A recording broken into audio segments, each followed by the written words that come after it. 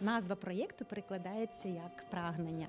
Отже, цим проєктом ми прагнемо через нематеріальну культурну спадщину, через красу кримсько-татарського фольклору передати нашим глядачам величезний діапазон почуттів про кохання, про глибинні сенси цих пісень, які виконуються. Ідея проєкту виникла з того, що існує музичний архів фольклорного ансамблю «Божичі», який ми записували починаючи з 97-го року, і в 2005-2006 роках ми здійснювали фольклорну експедицію в Крим. І там ми записували саме виконавець кримсько-татарських народних пісень. І цей архів, він просто лежав, і якраз не так давно я почав його більш ним займатися, як оцифровувати. У нас 5 пісень співають українські виконавці і 5 пісень співають кримські татари.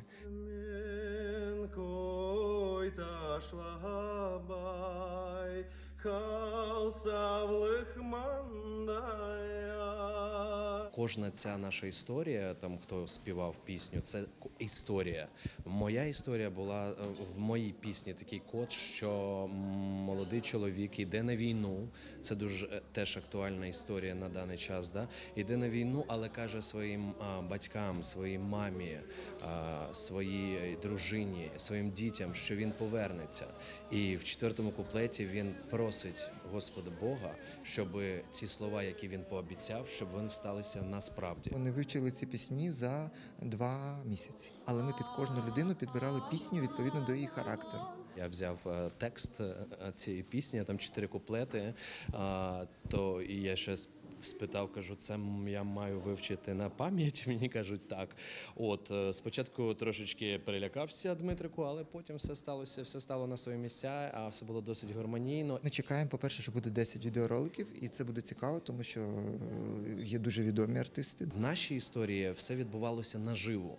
Тобто ти мав співати повністю наживо, а потім вже композитор Алла, яка підлаштовувала під, власне, твій спів, вона вже оброблювала це якимись своїми звуками. Ми хочемо популяризувати саме кримсько-татарську культуру через те, що показати, що ця музика, вона доступна для розуміння. І саме через те, що ми зробимо, є вже поетичний переклад, і люди побачать, про що ці пісні. Тобто не просто абстрактно, що там співають кримські татари, ну просто співають. Ні, вони будуть знати чітко всі образи. І вони побачать багато спільного і багато дуже глибоких філософських речей в цій поезії.